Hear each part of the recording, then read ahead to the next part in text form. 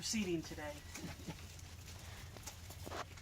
Thank you all for coming today to lay Brian Richard Armstrong to his final resting place. Brian is no longer with us in body, but will forever live with each and every one of you in spirit and in memory. Today there is something fundamentally different and continues to be, and I know that you continue to mourn the loss of him.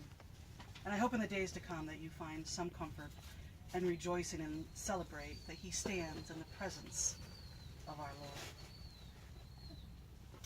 I'd like now to read the obituary. And I have to say this is by far one of the greatest obituaries I have ever read.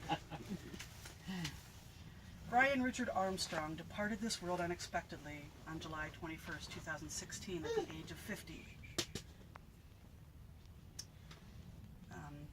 A private memorial will be held in August in New Orleans. His remains will be interned in the Armstrong family burial plot in Conneaut.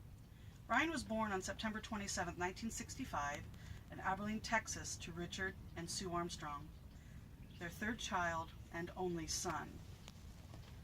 And I'm sure he wasn't spoiled at all because of that. He attended school in New Orleans, Louisiana, graduated from O. Perry Walker High School in 1984. He attended Southeastern Louisiana University and UNO. Brian spent his entire work career in the offshore oil industry. As oilfield jobs go, his career spanned many companies, including Shell, Conoco, Danos, Wood Group, Apache, and lastly, Fieldwood Energy. He spent his entire career in the same field as his father, including Grand Isle 43AA in the Gulf of Mexico, where he was a lead production operator. His many co-workers and friends in the oil field will miss the Godfather dearly. From a very young age, Brian had numerous interests. He loved to research and learn everything possible about so many things.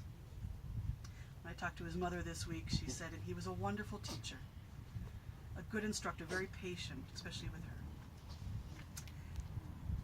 He became fascinated with dinosaurs after his grandparents traveled with the Sinclair Dinosaur Tour in the late 1960s. Later, he enjoyed building and painting complex model airplanes. He had a lifelong love of guns and refinishing them. Brian and his father shared so many exciting times hunting in Louisiana and Colorado. Brian was a coffee connoisseur, man after my own heart, and bought the best of coffee beans available, roasting them himself to achieve the perfect cup of joe. And no doubt many of you enjoyed that experience with him. After being best friends in the late 80s and 90s, it wasn't until late 2012 that Tara became the love of Brian's